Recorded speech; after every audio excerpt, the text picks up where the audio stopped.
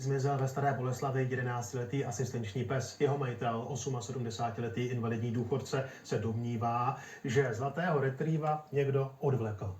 Pro seniora to znamená nejen ztrátu milovaného parťáka, ale i zásadní omezení soběstačnosti.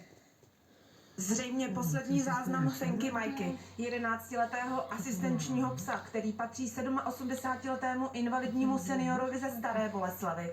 Před 5 dny se po ní slehla zem. Majitel od té doby jen těžko hledá jakákoliv slova. Pomáhá, když klíče mi upadnou, nebo bléhle.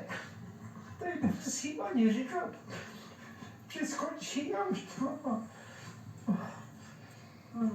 starýmu dětkovi na hrubě hodně ukradnou takový svířte. Tohle je přesně to místo, kde Majka každý den vysedávala. A tady odtud se ztratila. Jestli ji někdo ukradl, když to tak řeknu, jako do nějaký množírny, tak přece musel potom vidět, že ten pejsek je starý. Nebo jestli někomu byla třeba trnem v oku, že se nelíbilo tady některým lidem, ale jako fakt já vlastně ani žádného takového neznám. 87letý František Fenku prakticky nestrácel z očí. Když vyšla na svůj roh před domem, sledovali pomocí kamery. Ta ale nepořizuje záznam. Já koukám tady na to a potom z okna, ale tak po 10. hodině musel zmizet, no.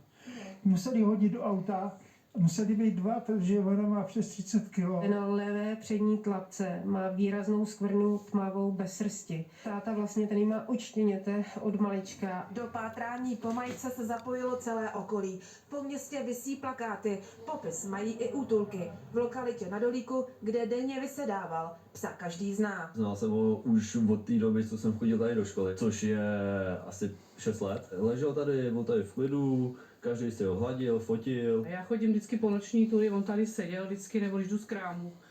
Ten by nikomu neublížil, vůbec ne. Majka je tady vlastně dominanta tady toho parku a všichni ji znají, všichni ji hladí. Je to nekonfliktní pes. Lidé ji tady považují za místní symbol. Městská policie, jo, ta taky tady tolerovala, že jo, tady se s ní i hráli, hladili. Naprosto vylučuju, že by odešla sama, neodešla ani za pamlsek.